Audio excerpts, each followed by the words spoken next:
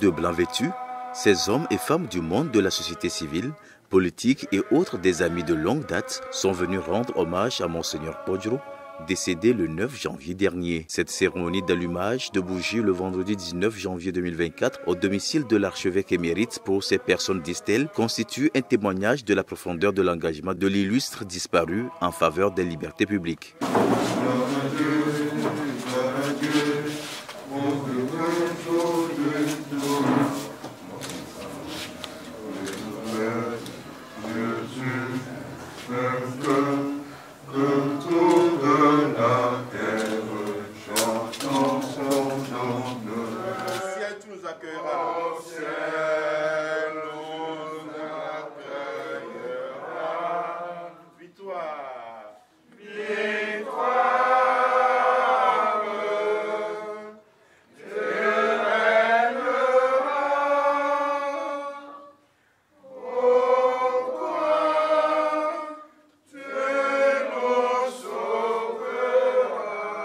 La vaillance aux pauvres.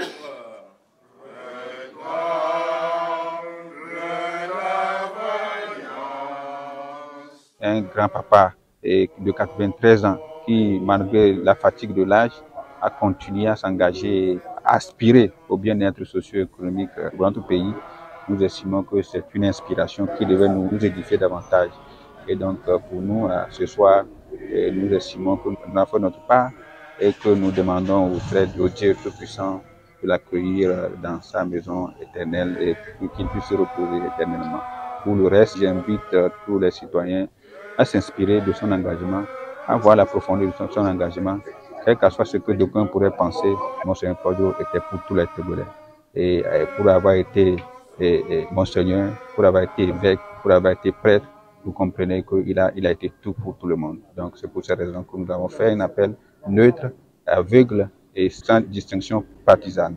Pour bon nombre de personnes présentes à cette cérémonie et qui ont aussi partagé des témoignages, la disparition du prélat doit unir au lieu de diviser en prenant en compte son parcours. Décédé à 93 ans, Monseigneur Podjro, au-delà de sa dernière lutte pour l'alternance au Togo, fut l'un des acteurs majeurs de la Conférence nationale souveraine et a présidé dans la foulée le Haut Conseil de la République ayant office d'organe législateur. Justement, c'est ce dernier aspect qui amène certains à attendre du Parlement togolais un hommage à la hauteur de l'illustre disparu.